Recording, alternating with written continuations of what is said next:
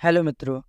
मैं हूं सुमित नागरकोटी और आज मैं आपको दिल्ली कैंट के एक भुतहा मकान की हॉरर स्टोरी सुनाने जा रहा हूं।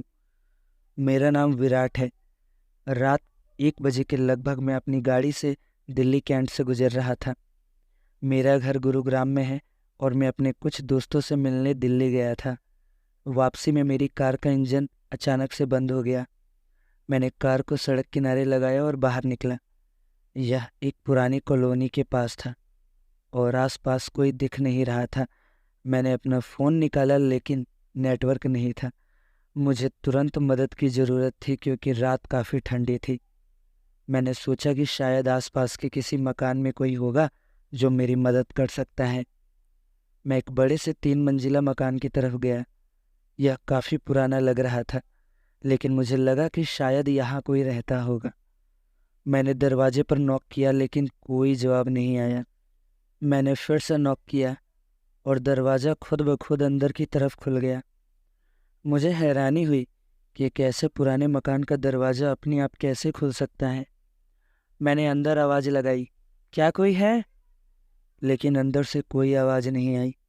मैं अंदर जाकर देखने का मन बना ही रहा था कि अचानक हवा में एक चीखने वाली आवाज़ सुनाई दी। मुझे बहुत डर लगा और मैं वहाँ से भागने ही वाला था कि मुझे एक औरत की चीखने वाली आवाज़ फिर से सुनाई दी। वह बहुत डरी हुई लग रही थी। मैं रुक गया और सोचने लगा कि किसी को शायद मेरी हेल्प की ज़रूरत है। मैं हिम्मत करके अंदर दाखिल हुआ। भीतर एक लंबा सा हॉल था जिसके आगे एक बड़ा सा ड्राइंग रूम था। सब कुछ बिल्कुल पुरानी तरह का लग रहा था। फर्नीचर, तस्वीरें 1930-40 के दौर की लग रही थी। मुझे लगा जैसे कि मैं किसी ज़माने में कदम रख रहा हूँ। अचानक मेरे कानों में फिर से उसी औरत के चीखने की आवाज़ गूंजी।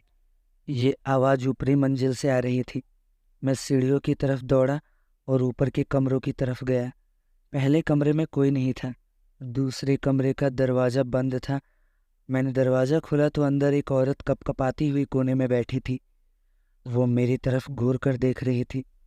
मैंने उससे पूछा, क्या बात है, आप ठीक तो हैं? औरत ने कांपती हुई आवाज़ में कहा, जल्दी यहाँ से भाग जाओ, यह जगह बहुत खतरनाक है।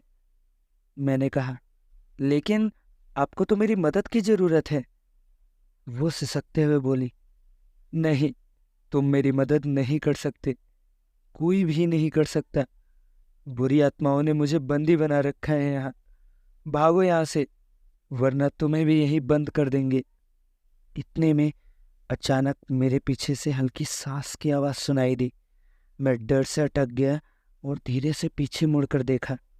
एक भद्दे से चेहरे वाला आदमी खड़ा था जिसकी आंखें लाल थी। वो मेरी तरफ बढ़ने लगा और मैंने चिल्लाते हुए उस औरत से कहा, चलो जल्दी यहाँ से। लेकिन जब मैंने पीछे मुड़कर देखा तो वो औरत गायब थी और कमरे का दरवाजा बंद था। मैं हैरान था कि वो कहाँ गायब हो गई इतनी जल्दी।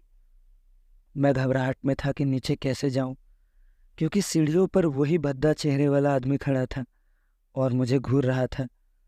अचानक से वो ऊपर की तरफ दौड़ते हुए आने लगा। मैं डर से चिल्ला पड़ा और वापस उसी कमरे में दौड़ गया और दरवाज़ा बंद कर लिया। वह आदमी बाहर से दरवाजे पर भारी जोर से प्रहार कर रहा था और कमरे में घुसने की कोशिश कर रहा था। मैं निराशा से सोचने लगा कि आखिर मुझे बचाएगा कौन।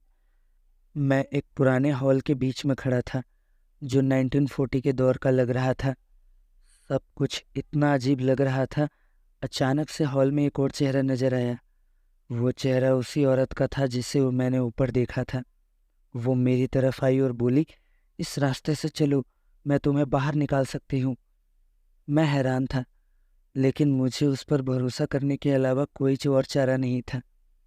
हम पीछे के दरवाजे से निकले और एक सीढ़ी से नीचे उतरे। वहां से हम घर के पीछे निकल आए। मैंने राहत की सांस ली कि आखिरकार मुझे इस भूतिया मकान से बाहर निकलने में मदद मिली। लेकिन मेरी खुशी ज़्यादा देर तक नहीं रही। जैसे ही मैं बाहर मुड़ा वह औरत एकदम से गायब हो गई। मैं फिर से अकेला खड़ा था उसी पुरानी कॉलोनी में। मुझे एहसास हुआ था कि शायद वो औरत खुद ही कोई अच्छी आत्मा थी जिसने मुझे इस हॉन्टेड हाउस से बाहर निकलने में मदद की। मैं तेजी से अपनी गाड़ी की तरफ भागा और गाड़ी स्टार्ट करने के लिए चाबी घुमाई। सरप्राइजिंगली गाड़ी भी स्टार्ट हो गई और मैं सीधा अपने घर को निकल पड़ा। आज भी उस रात की वो सारी घटनाएं मेरे मन से नहीं जाती हैं और मैं हमेशा सोचता हूँ कि आखिर वो कौन सी औरत थी जिसने मुझे बचाया, पर शायद ही कभी मुझे उसका सच पता चल पाएगा।